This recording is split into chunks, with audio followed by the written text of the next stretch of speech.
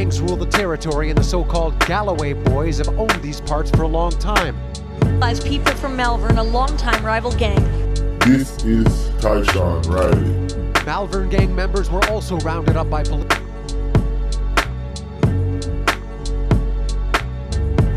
Right, so even though it's 100 years, it's technically 25. We All love right, so hip-hop. we got, okay, let's get it popping here. You know what I mean? We got on the phone calling from inside here, Tyshan Riley. A lot of stuff floating on around your name, and I want to be able to have a conversation here today where we clear up a few things. Yeah. You're able to, express a few of the different injustices that you feel that might have happened with you within your case, which is a really popular case. You know what I'm saying? For the people who don't know, like, your name has been implicated in a lot of different things as far as with the Galloway Boys and different things like that. And you're currently locked up in Quebec City right now. I was locked up in Quebec City, but they transferred me back over to Ontario. Okay. And just for a little bit of, to skip ahead a little bit, why did they lock you up in Quebec City in the first place? It goes down the lines of more of the injustice that I face and I go through, right? Right. So they kicked me out of here and shipped me over to Quebec for no reason whatsoever, but it's just part of their gimmicks and their games, and they shipped me way out to Quebec for no reason at all. That's crazy. So let's start even from the beginning a little bit, man. I want to go back, right? Galloway, right? You're representing the. Let me take the positive out of going to Quebec, though. The positive out of going to Quebec, though, is yes, I learn French. I speak French now. I speak a whole new language that I never knew before. So I used my time wisely when I was out there, and I picked up the language of French. So I speak French right now. That's crazy. So just in that space of time, like, how long were you in Quebec for? Throughout your journey, because you've been gone for like 19 years, fam. Yeah, and they had me in Quebec for about 10 years. Wow. So in that 10-year span, you were able to learn French just from being around different inmates and stuff. Being around different inmates, I picked it up, but I also went to school and did it in school and did a Rosetta Stone class too, right? So I took the Rosetta Stone also. So just perfected my French, right? Oh, that's positive, man. That's stuff that I like to hear, man. Yeah, so I didn't waste my time. At least I made the best of it, right? Yeah. Yeah. So let's go back a little bit before we move forward into this story here. You're representing Galloway, or you grew up in the Galloway area, more specifically like Galloway, Kingston Road area. What was life like for you growing up, like pre-teen, getting into teenage times? It was like, you know how it is in the ghetto, right? So it's kind of rough, kind of rough up. And you're trying to make it through. I used to play basketball. I'm a basketball star, right? So it's like, I used to play basketball a lot and go to the Boys and Girls Club. And we just grew up doing things outside, running around, having fun, doing things kids do, But like at the same time, you're out there doing the things you do as a kid, and you still got to have running in little encounters with the law, right? It's like, they just like jump out and frisk you, or just like basically target you, harass you. Regular life in the hood, right? And I'm pretty sure a lot of the kids and a lot of people who live in poverty and come from a neighborhood go through the same thing and could understand exactly what I'm talking about, right? Yeah, and like even from a young age, you were, dealing with carding and different things like that was going on around those times. What would you feel would be like? What was the first time that you got locked up? Wild times. I think I got locked up the first time I was like 13 or 12 or something like that. I think. 13. Wow. But it wasn't for long. It was for probably a couple of days, a week or something like that. And then I got out. Okay. And even from that experience, like, what do you feel that you learned from that experience, or do you think that it just made things worse? I think it just made things worse, right? Because they get you in the system from you're young and they put a charge on you. And then from you're in the system, I just feel like that's just to open floodgates for them to start doing what they're doing, right? Mm. Yeah. So then, even as you were growing up, right, you started, you were on the streets, you're doing your thing, you're growing up in the area, but you also started getting into music at the same time. Around when did you start getting into the music part? So for me personally, like, I haven't been a rapper my whole life and stuff like that, right? So I just used to be in the neighborhood, and I wasn't a rapper. A lot of the guys were rappers and stuff like that. You see what I'm saying? So I just started, like, following the wave a little bit, but I used to suck bad. I wasn't a rapper. So used to have little freestyle sessions, and you know when you first starting to rap and you can't rap, a lot of your swear words are just like swear words, right? Your rap is swear words, right? Yeah. Because you can't put words together, right? So I'm saying, so basically, I did a bid when I was 18 years old, and then when I was in there, I just said, let me start writing. Yeah. So I tried a thing. So as I tried a thing now, and then I came out and I went to the block and I said, yo, listen to this. What do you guys think about this? Like, yo, that sounds hot. You should go to the studio. So I went to the studio and laid down a couple of tracks, and everything I laid down, I got good feedback on, right? So I was like, yeah. They're like, yo, you should do this more. I'm like, all right. So I started rapping a little bit more, and then we made a squad called the Throwback Youngins, right? Okay. So we made a squad called the Throwback Youngins, so we're just rappers, right? And it only consists of 3 people. So we should just go to the studio every day and make tracks. So yeah, that's how it came to be, right? Okay. And even like there was some like back in 2000 and like when do you think was your more formative times? Like, like our teenage times or the times when we start becoming a young adult? Was it like late 90s or early 2000s for you? Young adult, I would say like 90s, early 2000s. Okay. So then this is when like 50 and all those different people were starting to emerge on the scene and different things like that. You know what I'm saying? 50, Dipset, Cameron, Bird Gang. Yeah.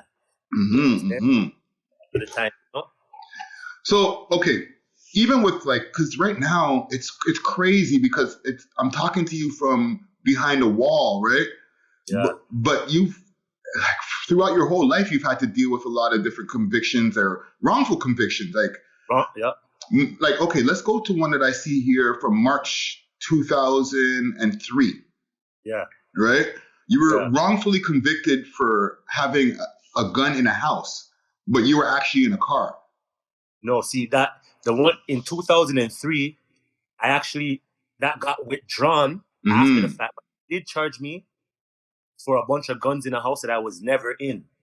And when they did that, I went for bail, and the judge found out that the Crown were lying through the synopsis, that saying that I was in the house. Right. But once the judge found that out, I got bail automatically. And then following a year after that, the charge was absolutely withdrawn because they breached and violated my rights. And what they know is the oath of a police officer. You cannot enter a jurisdiction and make any arrest without priorly calling, I guess, a jurisdiction or whatever that you're going into. And you cannot be entering homes without a warrant in a jurisdiction that you're not supposed to be in. Right. Because of those violations, the charges were withdrawn automatically. Okay. During those times, right? Like, I know there was like a, just to not even sugarcoat it, there was like a lot of issues that were going on the streets, right? Between like the Galloway boys and the Malvern crew. Now, from what I was watching in an interview, right? You say that media, that term, the Galloway boys, is like a term that was brought up by the media, or like putting you guys as organized crime. Was that like a media thing? Yeah, that's a media thing. First of all, no one calls yourself Galloway boys. And first and foremost, overall, no one's not organized. There's no organized crime. Everybody does their own thing. We were criminals living a criminal lifestyle. There's no kickback to no pot. There's no, hey, let's do this. There's none of that stuff. Yeah. Organized crime. I was 21 when I came to jail. So 21 to say I'm a boss of a criminal organization. Come on, man. There's no organization that ever exists in Galloway. I was a young criminal. I'm not going to lie. I was a young criminal. But I was not no boss, and I was not no organized crime leader of anything. That's crazy. So do you think that the media, or not the media, but like the authorities had like a target on you from the time that they deemed that you guys or felt that you guys were quote unquote a gang? Yeah, they put a target on me ASAP soon as they deemed that. And then throughout, it's like they built all this shit stuff for me, right? And it's like, soon as they did that now, and they put me in prison for organized crime, and then also said that I did a murder to benefit a criminal organization, which that never existed. So in terms of what it is. So now, if they're saying I jaywalked, or if I went in the store and I stole something, or I committed any crime, anything that I did as my own criminal act, they said was to benefit and to further a criminal organization which never existed in the first place. Wow. So when you do that now, my whole trial was a sham. I never got a fair trial in no shape, form, or fashion whatsoever. And they know it. Everybody knows it. But I'm still sitting here going through it. Let me give you an example. Yeah. One guy who's a lying witness, his name is Roland Ellis, goes by the name of Sledge. Okay? For 5.5 years, this man was saying a man was present when he made his statement, For 5.5 years, he said, for example, Johnson was there. Johnson was there with us. Yeah, he was there when it happened. Johnson was there. Yeah, okay, for 5.5 years through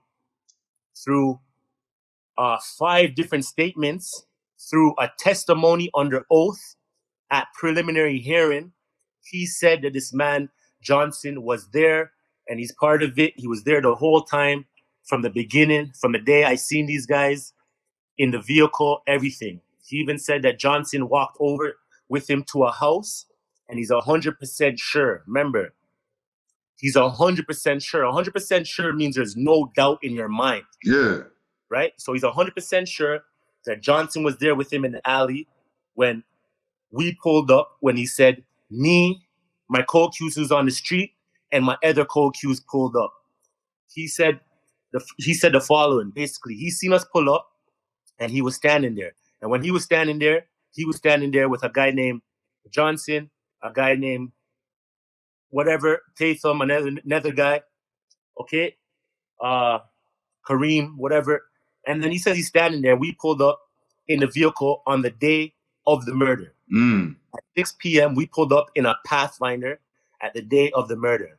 And when we pulled up, he said, I was driving and my co-accused was in the back seat, and the other co-accused who's on the street right now, who won his appeal, was in the passenger seat. So he said he came out the car and went with him, okay? Right. And me and my other co-accused in the back seat drove off, right? So when he's saying this now, he's saying, yeah, 100% sure I seen Mr. Riley. I seen these 2 men also with him. 100% I seen this. 100% sure, I'm sure that Mr. Wisdom jumped out the car and was with me in the alley. I'm 100% sure that this is what happened. Right.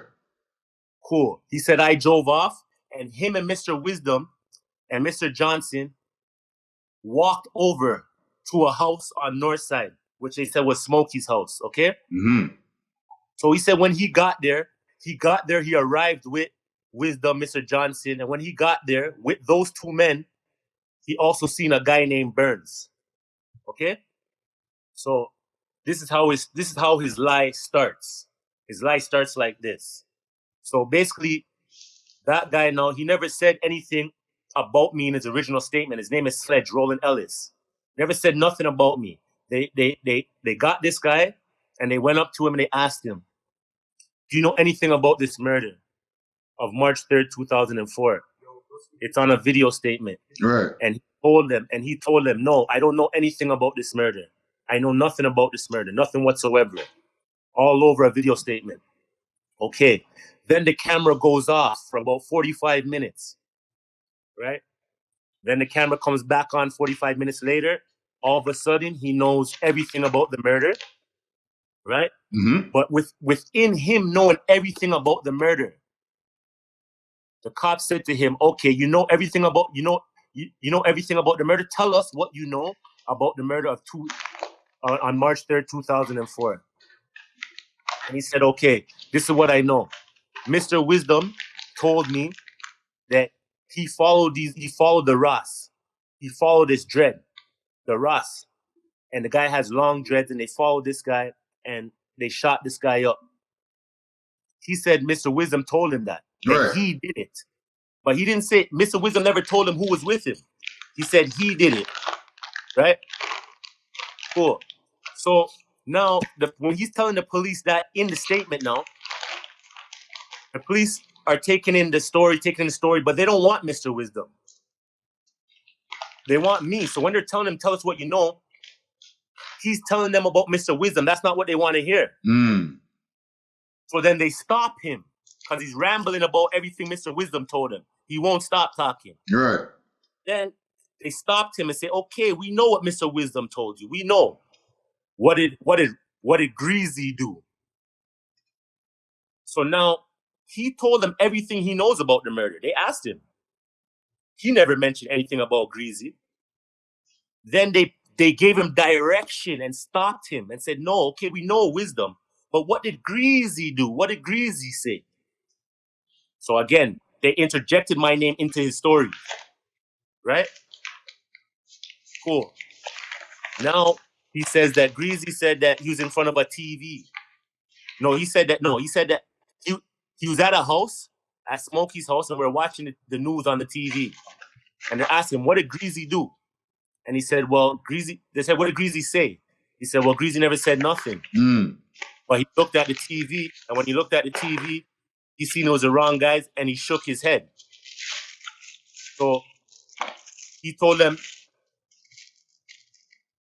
I never said shit to him, and that's what he's saying. But also, that's false also. Again, now they go again. Okay, no. What else did Greasy tell you? What else did Greasy tell you? So they keep pushing him. And he's smart enough to know that, okay, they want Greasy. You feel me? Right. So then he goes as further to say, I seen him in the Pathfinder on the day of the murder. Mind you, everybody knows about the Pathfinder. It's all over the news. Everybody knows that Pathfinder was involved in a murder on March 3rd, 2004. They showed reenactment. They showed news clippings. So he says, oh, yeah, I seen him on the day of the murder. He pulled up in the alleyway. And that's now where we got to the story where we said they walked over to Smokey's house, right? Right.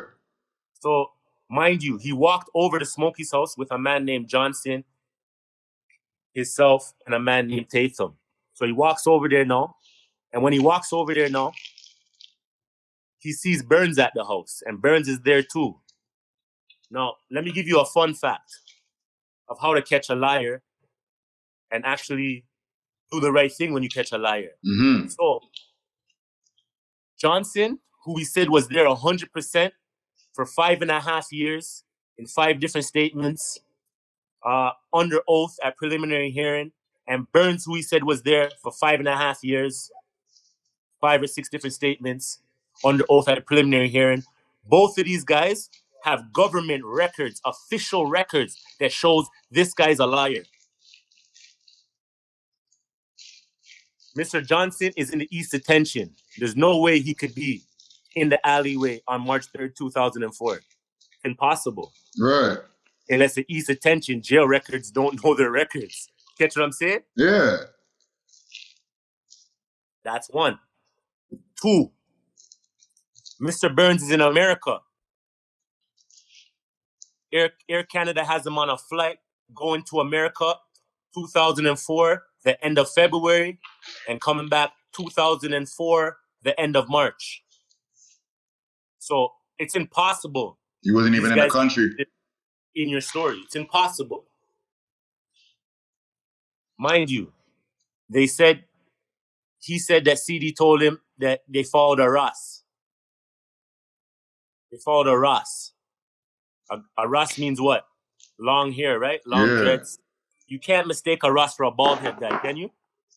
No. Well, a Ross would be a Rastafari or somebody with dreadlocks. Okay. But you can't mistake a bald guy for a Rastafari, can you? I wouldn't. I don't think so. Unless there's something really wrong with my eyes, you know what I mean? Exactly. So again, they said that we followed a Ross and we shot arrest. That's what they said. He said also another Mr. Wilson said that we followed arrest and shot arrest. The guys in the car are bald-headed men. Wow. So if you're not catching a liar, I don't know what's happening in the world, right? And 19 years now in prison. 19 years now over these in-your-face lies, can't get away from. But you know what? We're gonna circumvent it because we need to convict these men. We have to. Under any we don't care about the truth. We don't care about the truth. We just care about where they blew me up. I'm the most sickest man in the world. Galloway, this organized crime, and there's no way they can let me get away like that. Even though they have no evidence, and all the evidence is coming from liars who you know are lying, and they're lying factually, and they can't get away from them. Give you another fun fact. So at trial now, say 5.5 years later now, at trial, right? Mind you, we never told the Crown that we had this evidence of the two, one guy in America and one guy being the East Detention. You disclose that at trial, right? Right. So when we disclose that at trial now, we have to tell the Crown before the trial starts. Now when we get to trial now, we have to disclose the evidence that we have, right? The evidence is that these guys, we have government paperwork saying that these guys are lying because there's no way Mr. Johnson could be there and there's no way Burns could be there. It's impossible. So now we disclose that to the Crown, okay? When we disclose that to them, they do what they do with it. Okay, now, at trial now, Roland Ellis goes on the stand at trial, okay? And for 5.5 years, and through 5 or 6 different statements, and under oath at a preliminary hearing, he been saying Mr. Johnson is there. Johnson is there, right? And he's saying Burns is there. He's been saying that the whole time. He stuck to it. That's what he's saying. Now, so let me ask you a question. Do you think your memory would be more refreshed 5.5 years earlier when the incident was fresh, or would it be refreshed 5.5 years later? Right when it first happened, it would be more fresh. Okay. So now, Mr. Ellis goes on the stand now. And the lawyer says, hey, I want to ask you a question. I want to ask you about Mr. Johnson or whatever. He says, oh, hold on 1 second. I want to fix one thing. I want to fix something. Whoa, hold on. I want to ask you a question. No. I want to fix something. What do you have to fix? Oh, you remember when I said Mr. Johnson was there? Now I'm 100% sure Mr. Johnson was not there. Shout out to our sponsors, Astro Pink, always coming with that loud. Check them out on their website, myastropink.com, or you can hit them up on Instagram at astro_pink. If you know, you know. I kid you not. Remember, why would you come here today in the trial and say all of a sudden Mr. Johnson was not there and you're 100% sure now he was not there after you've been saying this for 5.5 years consistently? What makes you come here today and also remember that you lied? He's like, well, no, I remember now. So your memory is more better now than it was back then? He said, yeah. You said, yeah. And now he said he's 100% sure that Mr. Johnson was not there. So the lawyer asked him, hold on, did the Crown tell you anything? Did the Crown? No. Oh, so the Crown never told you nothing. How do you come here today? Where did you hear anything? Did anybody tell you? Remember, don't quote me on these specific words right here, right? Sure. Did anybody here tell you today, did the Crown prosecutor, did anybody tell you that whatever? He's like, no. So you just came here today and just all of a sudden remembered now all of a sudden that Mr. Johnson was not there. He said, yeah. So my lawyer said, you're a liar. You're lying. Is it fair to say you're lying? You know, every lawyer's highlight in their cross-examination as a defense lawyer is to get the witness to admit they lied, right? Right. That's her number one goal. Why a defense lawyer cross-examines a witness, to get the purpose of, you know what, he lied, right? So now the lawyer is badgering him, saying, "Yo, you're a liar. You lied, Ray. Now the man admits the lie, my brother. He admits the lie, my brother. He says, yes, I lied, brother. What happens next? I don't know what world this happens in, what courthouse this is supposed to happen in, how they get away with this stuff. The judge stops the lawyer in the middle of his cross-examination. Stops. Turns his chair to a 26-year-old grown man and asks the man, do you know the meaning of a lie? She's trying to throw the guy a bone to save him. Right. He goes, don't know the meaning of a lie? I tell you, the guy Roland Ellis looks at him like, stunned. Like, do you know the meaning of a lie? He's like, yeah. Then he goes, do you, then he didn't let the man say his word that he knows the meaning of a lie. He goes, because he's going to say, yeah, because he does know the meaning of a lie. It's a grown man. Right? So he goes, okay, did you know you were lying at the time when you said that? So obviously, he just threw Roland Ellis a bone, and Roland Ellis goes, no, I never knew I was lying at the time when I said that. Brother, what the yo? Pardon me right now, but this I don't understand this stuff. That's crazy. So it's like almost like the judge was leading the witness. The judge helped the Crown, because the judge is pro-Crown. Everything he did in this case was showing clearly that he's on the Crown side. He's an ex-Crown. He's on the Crown side. All his whole actions was giving the Crown everything they wanted, fixing everything for them, and even suggesting to them how to run their case. He's supposed to be a principal. He's not supposed to be the student.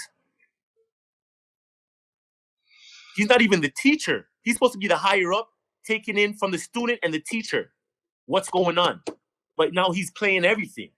So he threw him a bone and says, oh, you didn't know you were lying at the time when you said that. The judge knows he's lying. Why is the judge doing that? And then he goes, no, I didn't know I was lying when you said that. What? Hey, I kid you not. When he said he lied in front of the jury, it was over. Then they kicked the jury out. They called the jury back in. And the judge told the jury to disregard Roland Ellis saying that he lied.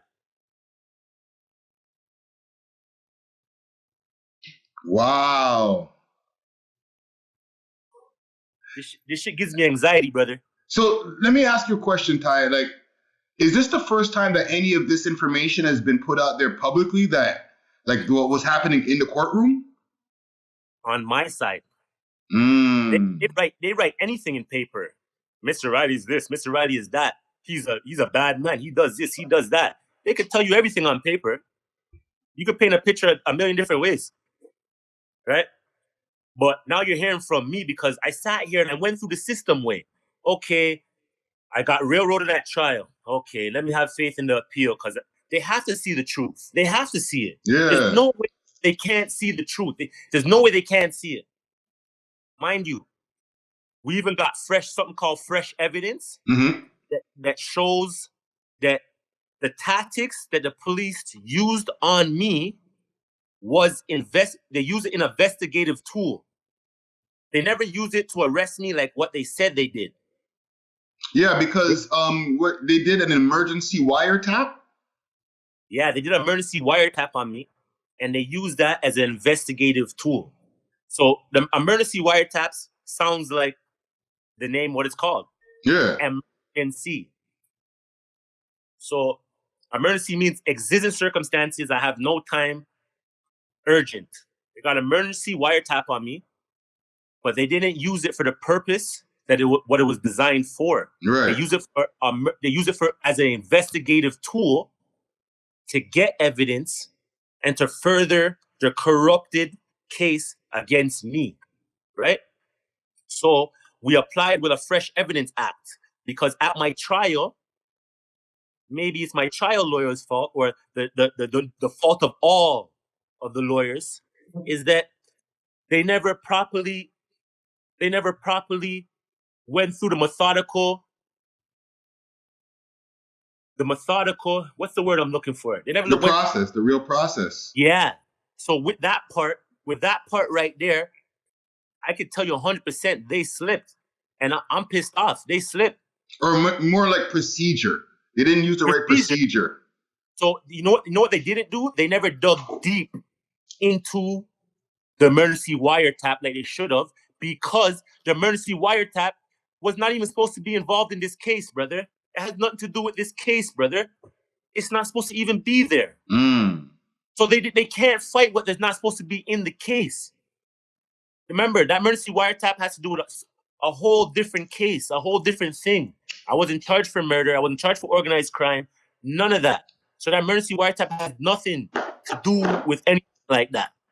So it should not have been in the case anyways. So that's why the lawyers never dug too deep into it. Right. But the way they never did it, right? So cool. I got convicted. I went back for another trial. And in the next trial that I went to was after I already got a life sentence, right? Right. And they gave me a life sentence for attempted murder. And not to interrupt you, can you give us like the exact amount of time that they gave you? Oh man, I can't even count, bro. Hold on, man. Anxiety at its highest. I'm sorry, man. I get highest right now. You know, just because we're doing something publicly, and like I feel like the people they need a little bit of a gauge to know like the severity of what's going on here, right? They gave me numbers a human being can't even do. They gave me numbers that you see in America. Yeah. They gave me 100 years on paper, brother. That's 100 years on paper, brother. But they say it runs concurrent as 25, but they gave me 100 years on paper, brother. Railroaded, brother. They're trying to make sure I don't get out of this place. And this has to, imagine, the injustice at its highest right now. See? And I have to do everything I'm doing. I have to show the people them. Because I'm not just guilty. See? And I'm not guilty for this murder whatsoever. And I'm trying to show all the things they did to me to show people that, hold on, if all the things Mr. Riley are saying is true, then this is a railroad. And everything I'm saying is true. It could be verified. It's all government paperwork. It's all there. It's all there. You catch what I'm saying? So I just don't get it for the life of me. So now they use the thing as an investigative tool, brother. The emergency wiretap. Yeah. See? So remember I told you I was saying we got something called fresh evidence for the appeal? Yes. And let's get into that, the appeal process, because your appeal, you've been gone for a while, so your appeal was obviously denied at some point. But like, what happened with the appeal process? A continuation of the lower court process, high court process. A continuation, no different in the shaft and the railroad. They have to uphold the shaft and the railroad. I tell you, this is a political thing, eh? It's not just about people made careers off of calling Riley a bad guy. Well, at the time, mortgages. This is people stepped up in higher places. Yeah, because this is the Harper government at the time. I don't even know which government, brother. Everybody made something of their life off of an innocent man's back. My word. Everybody, everywhere I go to court, the court guards are telling me, thank you, man. You made me clear 80,000 this year, man. Danger pay. What? Wow. Bro, remember, they brought me to court, ETF task force, like the president escort, tanks, Suburbans, snipers on roofs. Who the hell am I? And this is just because of all of the allegations for organized gang activity, basically. Yes, organized crime. Or organized crime, yeah. I didn't even see terrorists in the city go to court the way I went to court. Like, I don't get this. I really don't get it. So they painted the picture, make everybody bad guy, bad guy, bad guy. They made everybody in the world believe this. Now, remember the ETF task force. They have me in a paddy wagon with tanks and Suburbans. They fully armed officers jumping out. We don't stop at red lights. We drive on curbs. We don't stop on the highway. We drive on the side. Everybody knows we're coming. We go to court. When we get to court, remember, I'm going to court through my trial. The jury don't stay there. The jury leaves when we leave. So the jury has to see these paddy wagons with Suburbans driving in and out, and they know that's the people them there for. Sorry, excuse my language. That's the people them who they're residing over. The case they're residing over. Yeah. And then when they go in the hallway at the courthouse, only in front of my courtroom does it look like we're at war. A bunch of guards, a bunch of ETF task force police officers out there with guns and vests and just intimidating, scary. Everything's just scary, right? Mm-hmm. So they're seeing that. And remember, that bolsters the jury's decision. Like, oh my God, these guys are that dangerous. Yeah. When they see a spectacle like that, they're like, "Whoa, who are we judging today?" Remember also, brother, when you enter a courthouse, everybody goes through a standard metal detector. You ever been in a courthouse? I've been down below. So if you're on the outside, I'm talking about the outside, walking into a courthouse. Mm-hmm.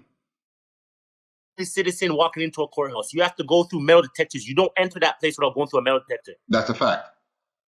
And for the first time, I don't know if it's for the first time in history, if it's the first time in what, but someone should do the research on that. They put a metal detector in front of my courtroom also. So you mean, so when you're coming out of the box, they had a metal detector there too? No, I'm talking about for the people who are coming in from the outside. Wow. That's crazy. So let's say, for example, and just for the people to get a little bit of a clarity, right? There's different numbers on the different courtroom doors. And a very popular one is 114 court over at Old City Hall. When you first walk into the courthouse building, there's metal detectors right as soon as you walk into the doors, right before you go up the stairs into the hallways. Now imagine right before you walk into room 114, there's an additional metal detector just in case somebody slipped past the first one. That's wild, bro. And I don't know if that's ever been done before. Someone should look that up. But fam, for the amount of times I've been to court, I've never seen that, and I've been to court, unfortunately, a multitude of times. Well, I kid you not, brother. And then on top of all that, so now anybody who's if you're entering the courthouse, you go through the one metal detector check and you go about your business. You could go in every other room after that. Right. But if you're coming to my courtroom, you're going through an extra search. I don't even know if it's pat down. Maybe in pat down, they're going through your bags. You have to walk through a metal detector. What? They're even trying to do this to lawyers, brother. They told them any defense lawyer has to be searched. Wow. Or maybe even they try to hide it. First it was any defense lawyer, but they try to hide it and be like, okay, any lawyer entering. So now the Crown's like, we're getting searched too. Yeah, right. It's all for your theatrics. All for your theatrics. And the defense lawyer said, we will not continue on this case if you continue to treat us like we're criminals and we're not part of the bar. Catch what I'm saying? So now they're trying to say what are they trying to say? Our lawyers are gonna do what? Give us something? What are they trying to suggest by doing that? So that delayed the case even further. Because we have to fight that, because I don't blame the lawyers. How are they going to tell you they want to search you all of a sudden like you're not a law-abiding citizen who fights the law? Yeah. What?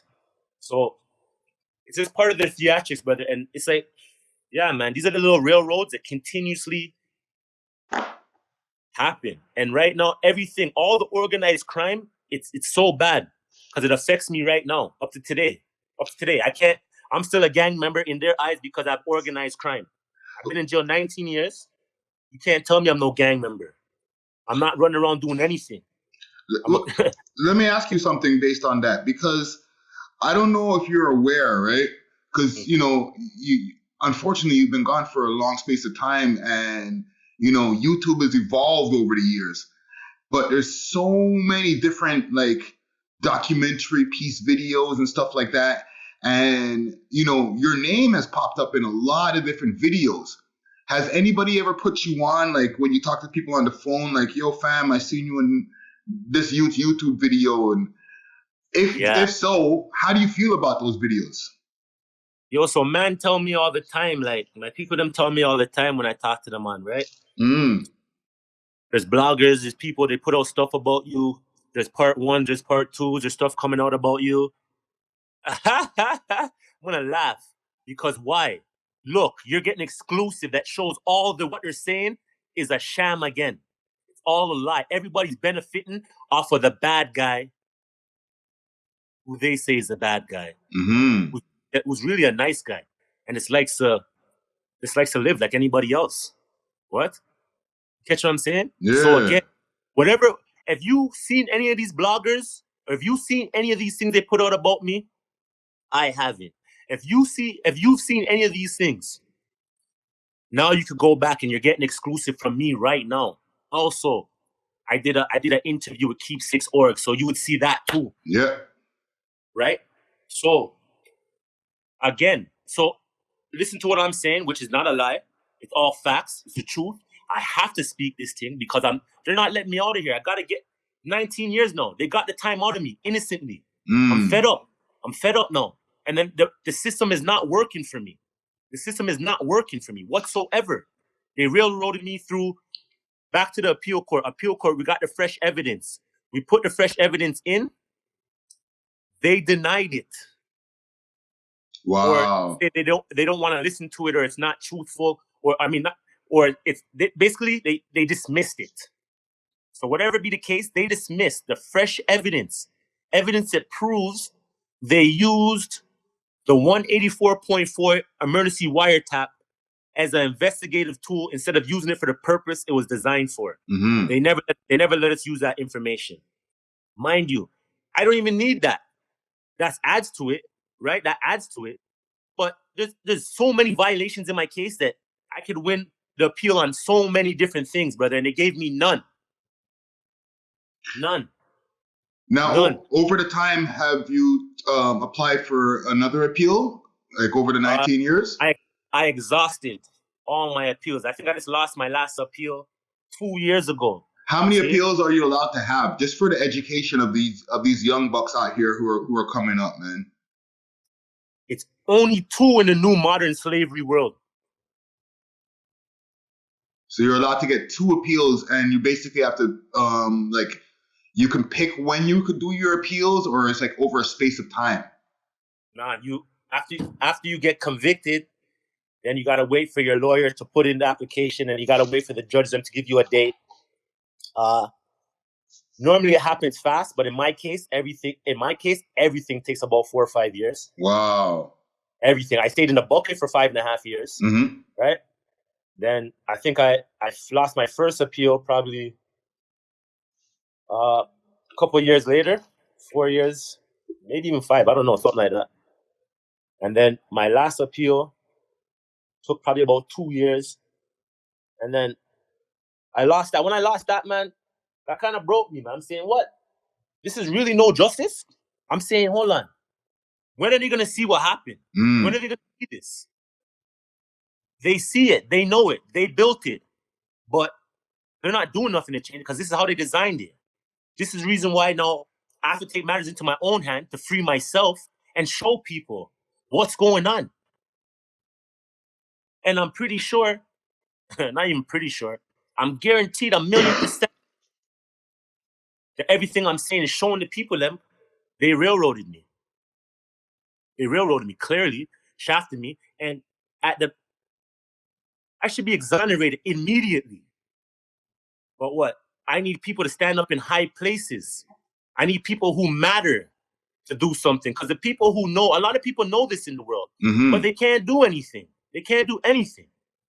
But the people who matter and the people who have certain statures, I need them. If you talk about justice, then get justice for greasy money. Get justice for Mr. Riley. Get justice for my cold cues.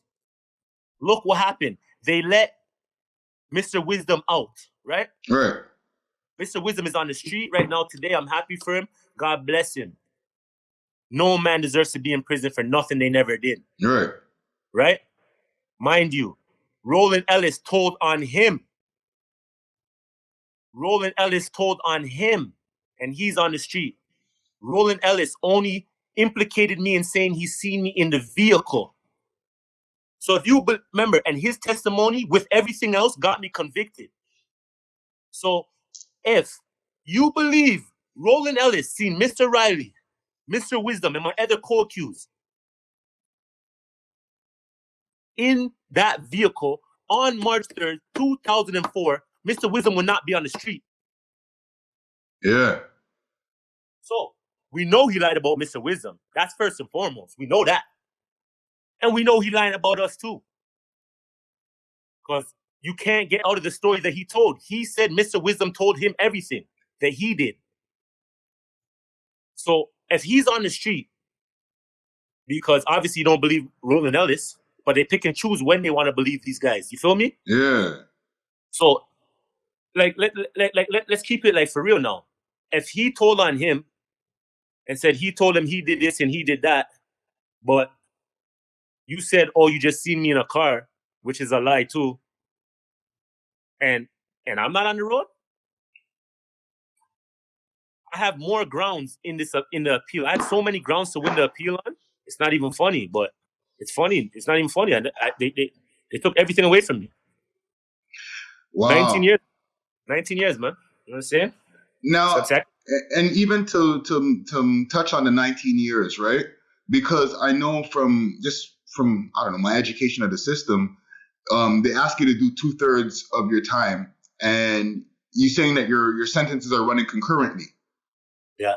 Right. So even though it's 100 years, it's technically 25. So 2/3 of that would be around 19 years around now. No, 3 more years before day parole, and then 3 more years for day parole, and 5 more years. No, 6 more years for full parole. Okay. So you could be looking to do day parole, like within the next 5 years. I don't even deserve day parole, brother. I'm innocent. I should not be doing any kind of parole. No, for sure. But at least there's a light at the end of the tunnel, at least for seeing the outside. Now, keep in mind for the people who don't know anything about the system, you're going to be on parole for life. So, for example, if you have like a minor infraction, like you get into a fight and your PO finds out about it, you're out of there. Yeah. So it's like, again, it's another leash that I shouldn't have had in the first place. But it's a leash that I have to deal with. I have to deal with like I've been dealing with this 19 years. You see what I'm saying? Yeah. That's exactly what it is. But it's like, I'm just trying to show the people that where I could get enough following. See what I'm saying? People that hear the story. It's not fake. It's not shams. It's not a gimmick. This is real, factual stuff that I'm giving the people them to show they railroaded me, clear. And if I'm not exonerated, I need a fair trial. Because organized crime, this whole gang thing has affected my life the whole way through up to today. And I'm fed up, man. There's no justice, man. There's no justice in the system, man. So I'm saying whatsoever. Let me ask you, even as you mentioned it, because to me, like right now, as we're in 2023, I see a lot of comparisons to draw between the Galloway boys and how they try to deem you guys as an organized crime, like organized crime syndicate, basically, and like YSL. And I don't know if you've been up on the whole thing with Young Thug and YSL and what's going on with them. Are you up on that right now? Because like I have to ask since you're inside, right? I see the stuff on TMZ and stuff like that. I see those things. So what do you think about that as somebody who's experiencing something similar, or do you think it's something completely different? I don't know about what's going on over there. I don't know what's going on over there. Well, they're trying to say that YSL is a gang rather than a record label. And with you guys, from the beginning of our conversation, you're saying that the Galloway Boys are trying to make it like an organized crime thing when you're saying we're just from Galloway. We're just some guys who grew up in a neighborhood. Yes, we had our share of different things and stuff like that, but we weren't an organized crime syndicate. That brings a whole other thing when you're dealing with a court system, because now all the charges get trumped up because they look at the organized gang factor, right? Or organized crime factor. Yeah. Right? So that's what I'm saying about the similarities, right? But with that, the similarities, because they're saying we're a gang, we're also a rap group, and we're organized crime. So basically, in those lines, it's the same, right? But mind you, a gang and a criminal organization are two different things. Yeah. Right? So when you look up the word organization, believe me, you're not seeing Tyshan Riley pop up in there. You're not even seeing a black man's face pop up in the word organization. Yeah, I think more of the mobs and different things like that when I hear shit like that. You know what I'm saying? But how do I get the benefit to get railroaded by criminal organization charge that doesn't exist around ghetto communities, neighborhoods? You have a bunch of criminals trying to feed their family, not because they want to. They might be forced. They might be have to. They have no other options. Some men go for jobs. Some men try to do the right things and go for jobs, and they just get denied, right? So men, not everybody does everything because they want to. Sometimes it's just a form of means. You got to feed your family. You got to live. See what I'm saying? And at the same time of living, you're not trying to hurt nobody. You're just trying to live. Catch what I'm saying? No, for sure. Yeah. And so, I'm speaking from my own experience of somebody who's gone through that in the past, right? Where I've been on the streets. I wasn't out there trying to hurt nobody. I was just trying to, feed my fam, pay my rent, regular shit. As a young kid coming up, man, I was active, bro. I was active. I'm like, I play every sport. I'm active, play every sport. You know what I'm saying? I'm running around all day. Basketball. I love basketball, man. You see what I'm saying? So I used to school the man on the block regular. See what I'm saying? Seeing? It's like crazy. Seeing? But it's like, fam, they just took my life away, man. My youth is like anybody else when I was coming up, man. Yeah. Anybody trying to make it, I have to feed my family, Mom Dukes is struggling, and I don't like that, So I took it on myself and I started hustling and stuff like that. But that's what I do. I'm just like, that's just what I did. You feel me? Yeah. So the violent part of it, that's not me. You feel what I'm saying? Like, people do what they gotta do, but me, I just been a hustler. I just like money, So that's how I used to be back in the days, right? But like all that stuff too comes to play because now you got your friends who are envious and jealous of you. You see what I'm saying? And no matter what, most people around you don't want to see you do good. When they see you doing good, they're like, yeah, it's fake smiles. I get it. You want to be there too. When I see somebody doing good, I applaud it. I'm saying, I'm gonna get there, my brother. You're done. No, yeah. You know what I'm saying? I'm on my way. Don't worry, because I know to get it. You feel me? Like some people, they just sit there and hate and stew and jealous and envy. So that brings me up to something, man. I gotta bring this back, man. It's a big point, man. I almost forgot this, man. No, go for it, man.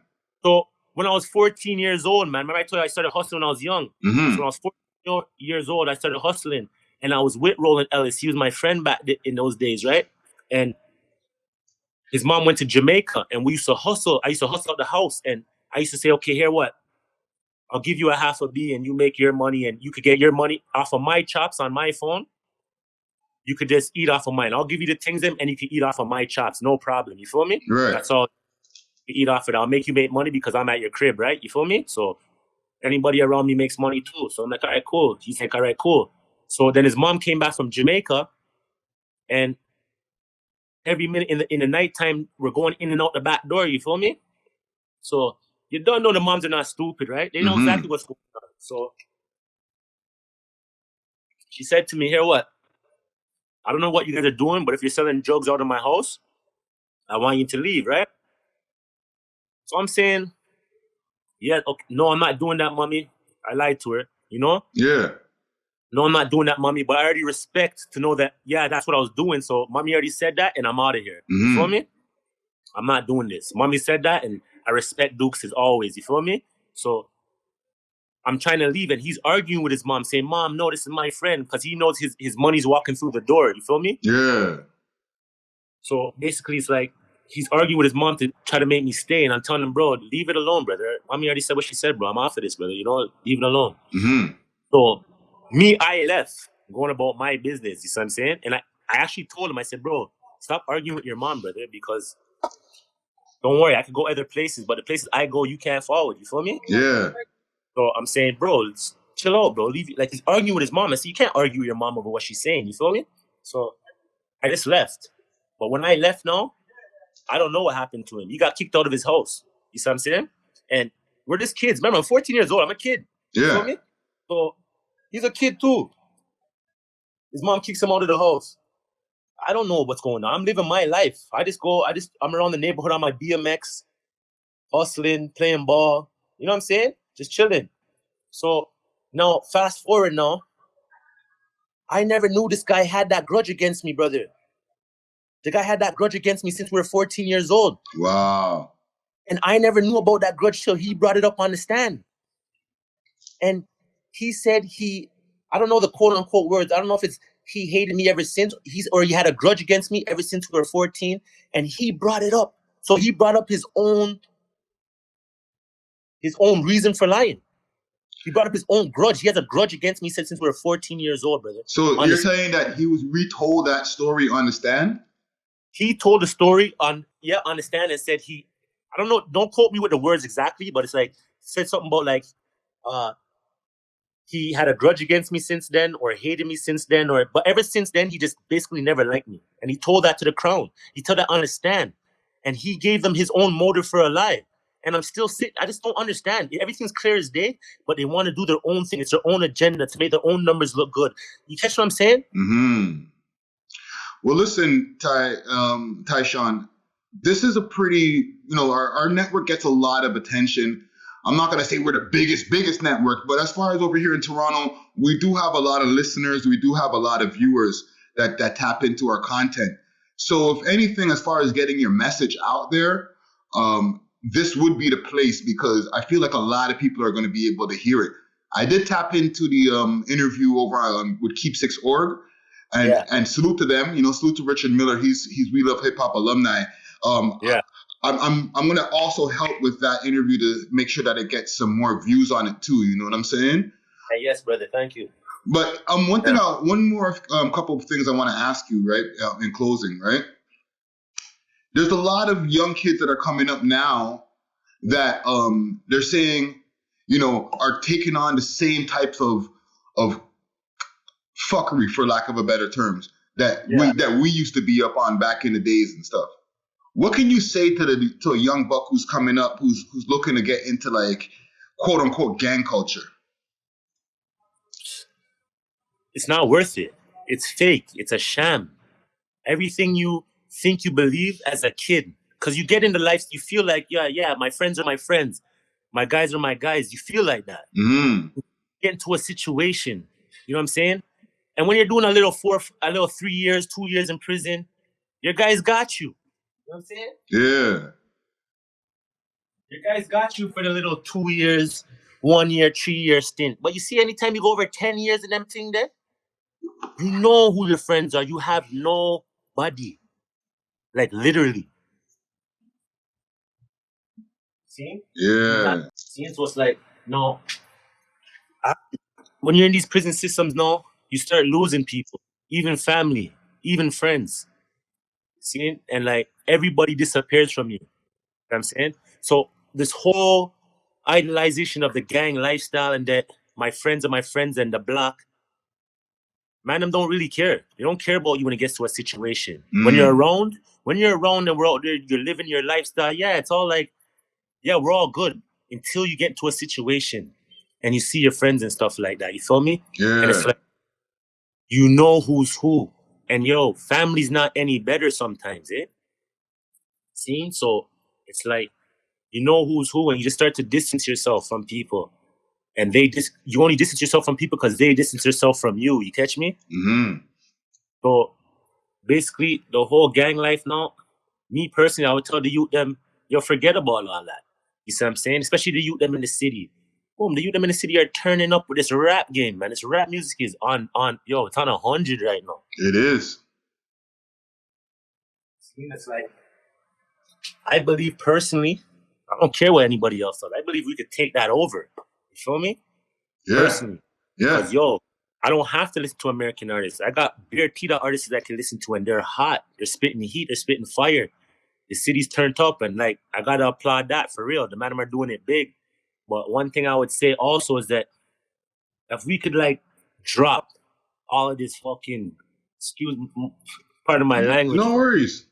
If we could drop all of this beef thing and this gang thing and this block on block thing and unite and link up, we would be turned up in the 6, man. The 6 would be on 1. Mm-hmm. Rolling loud, all them things that's going in. It's turning up. If we could continue this bigging up each other, but the man are feeding into that Chicago rap stuff, man. You feel me? Facts. And it's like, the man gotta drop that, bro. See what I'm saying? Every side has people who's lost and done and whatever be the case. Boom, the man better stop over their head, boom. See? And it's like, I just feel like, I don't even feel like I know that, the gang life, it not make it. You see what I'm saying? And I'm not saying that just because I'm here. And when you do time, you get to kick back and reflect. You need time to reflect, or you do not see it or know it or feel it. You feel me? Yeah. But when you get this reflection time and you know, even if you're a young boy and you come, and you something happened to you unfortunately, and you come to the system and you do your little small pen bid or small provincial bid. If you could open up your eyes after that enough to save your life after that, to change up, even that works, But it's like, enough of us go through things and we're put in a situation that nobody goes around saying they're a gang member. You know what I'm saying? No one walks around and say, hey, I'm a gang member. When they ask you where you're from, I'm from G-Way. That's it. Well, I'm from Kingston Road and Galloway. Yeah. That's it. So it's not like you walk around saying you're a gang member. You just say where you're from. You see what I'm saying? It's no different from you asking somebody else and they're saying, hey, I'm from Hollywood, or I'm from wherever you want to call it. From Parkdale. Listen, everybody connects me with Parkdale all the time, but I'm not part of no gang. And it's not, and so it's just like, so you know what I'm saying? So it's like, you just live a lifestyle, like, you know what I'm saying? And they try to make it they flip it around and do something else with it. And your friends are your friends, so you're there for your friends, But like, they turn it and they flip it. You see what I'm saying? And then when you get locked up and they use organized crime against you, they just turn it against you, man. You see what I'm saying? And then with me now, they put me in this murder case now. And then they use the organized crime with it. So the organized crime with it now is a backdoor to let in all evidence that shouldn't be in.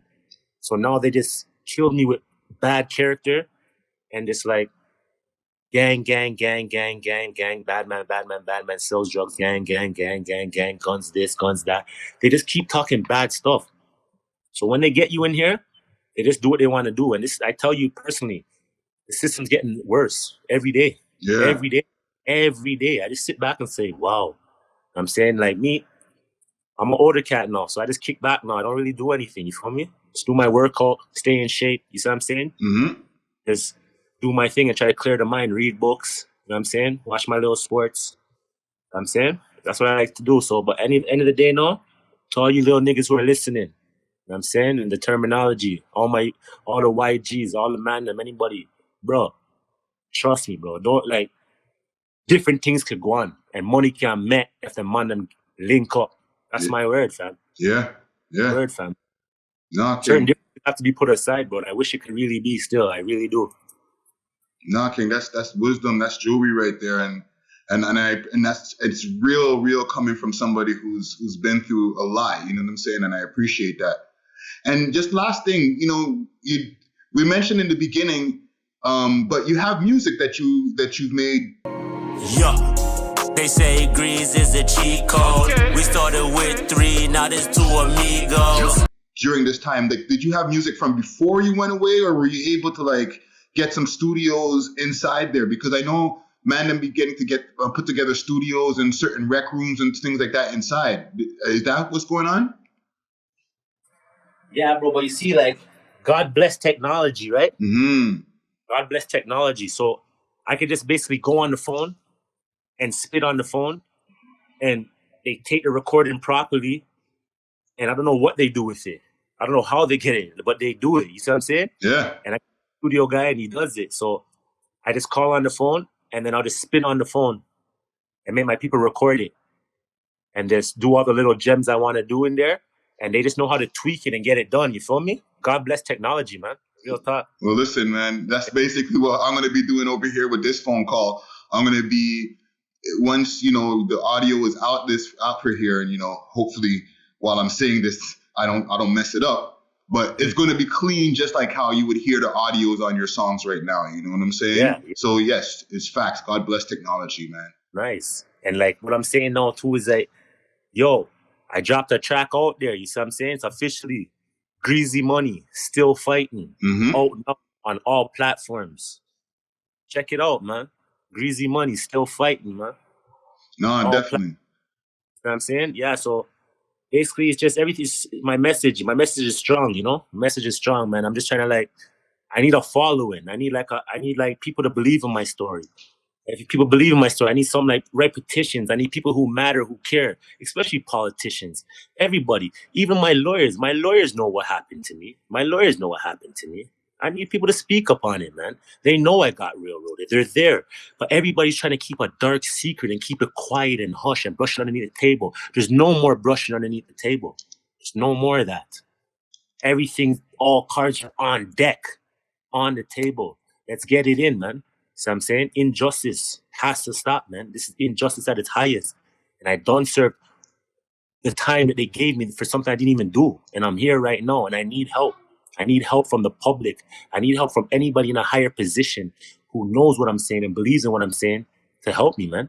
You see what I'm saying? Real talk. Like without that, these people are not going to let me out right away. And it's just going to be, I'm going to be sitting here going through this thing here. I've been doing it by myself with my family. No, my kids and my lady, been doing it myself. You feel me? Yeah. And it's like they're the only ones who had me for so long. You see what I'm saying? My Dukes is there too. You see what I'm saying? But people are there, but you know it's not like that. Out of sight, out of mind. You catch me, brother? Yeah, and you've been gone for like, you know, not to mention like, you know, for a long space of time. I don't want to mention it to you again because, like, obviously, it's something you don't like hearing over and over again. Right. But like to be able to, you know, still have people in your corner, that's still a blessing. You know what I'm saying? That's a blessing from the Most High, the Father, Allah. You know what I'm saying? Yeah, man. Real talk. You see what I'm saying? It's a blessing, you know. So at the end of the day, you know, I just got to continue moving forward, keep the faith, keep my prayers up. You see what I'm saying? Mm-hmm. And hopefully my message is clear to people. And not only clear to people, because a lot of people already know about what happened to me, brother. You feel me? Yeah. I need people to stand up for me, man. Injustice it's gone way too far, man. My kids need me. You know what I'm saying? My kids need me. My family needs me. See what I'm saying?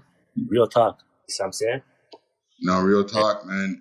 Listen, fam, I want to make sure that I get this out to the people in the next, you know, from the time, you know, we're recording this, it's going to be out within the next week or so. Yeah. But like, I feel that you've been able to give us a concise set of information on of why, you know, this case may need to be back up in the courts again. Maybe through this interview right here, a lawyer might hear this and say, you know what, I want to take this case up and try to, you know, or somebody with more power to be able to get this to the place where it needs to be. You know what I'm saying? Yeah. Real talk. Last thing here. Do you have anything, you know, any words that you want to give to the people here before we close our conversation? Yo, man, I need your help. I need people's help, man. High stature people, anybody, man. I need your help, man. I need to get out of here. Simple and plain. Like, that's what it is. Way too long I've been in here, man. Way too. These walls are closing in. Huh? You know the anxiety you get after you know you're in here innocently and you need to come home? I need people to please stand up, make a difference, make a change. Man, I gave you guys the blueprint of what they did to me. I be more realer, straight to the point facts than that. It's there. See? And I need people. Anybody who wants that help out, you can write. To write me, Tyshan Riley. You see what I'm saying? Collins Bay. To write me. You see what I'm saying? Anybody. Bridget, you can get a hold of me, write me a letter, interviews, anything, Bridget. It's time for me to get out of here. This is enough. Enough's enough. And until I get exonerated or at least afforded as a Canadian citizen the right to have a fair trial, it's ridiculous how I don't get a fair trial. I'm a Canadian citizen. I'm governed under the human rights. And this is a human right issue too. You catch what I'm saying? This is bad. So basically, I need everybody to stand up. Civilians, man them. I need everybody to be saying free greasy money. Let's get to the point. Let's get me out now, man. So I'm saying, if you're a lawyer, if you're someone in a high stature place, if you're anything, who's hearing this for the first time now, from the real point of view, not the point of view on paperwork and Riley's a bad guy in this, you see what it is. I need y'all, man. Real talk. You know what I'm saying? Me and my co-accused need y'all. You see what I'm saying? Because when I'm speaking and showing you guys this is on behalf of me and my co-accused who's still here. See what I'm saying? Because my co-accused who got out, unfortunately, won't speak upon us. See what I'm saying? And I don't know if it's designed that way, if I don't know what it is, but like we're just stuck here, and like now I have to give the people them my voice. You know what I'm saying? And like it's like every man for themselves kind of thing. So I have to give people my voice. And they gotta hear me, man. See, and this is for me and my co-accused who's here still fighting. Just like I am. See? Well, right there. With that being said, I'm gonna end up our conversation with the tune "Still Fighting." I have it here up on the Spotify's. Like you said, it's on all streaming platforms. Make sure to go tap in GREEZY Money. Okay, the track is called "Still Fighting." And bro, I appreciate you having this conversation with me, man. I appreciate you, man, for giving me the platform, man. I gotta make people hear what's going on, bro. Like it's way too long, bro. I've been muffled for so long, and it's like I just been here because can't do nothing. But thank you for the platform, brother. I appreciate it. No, and thank you. Shout out to We Love Hip Hop, man, because you a legend, man. Man, I'm watching your thing more times, you know? No, thank you, brother. I appreciate you, King. And always, dog. And like I said, man, like just I notice a lot of negative attention that swirls around your name, bro. But just I'm glad to be able to have an opportunity to have this conversation with you so that you can clear up a few things. You know what I'm saying? And now a lot of positives should be are circling my name now. And any of these people who talk bad about me, listen to the interview, man. Watch this, man. You bloggers, man, stop blogging the wrong things. Fake. You fake news, man. It's fake news. Stop doing that. Greasy Money still fighting. Yeah, okay. Out now. We love hip hop.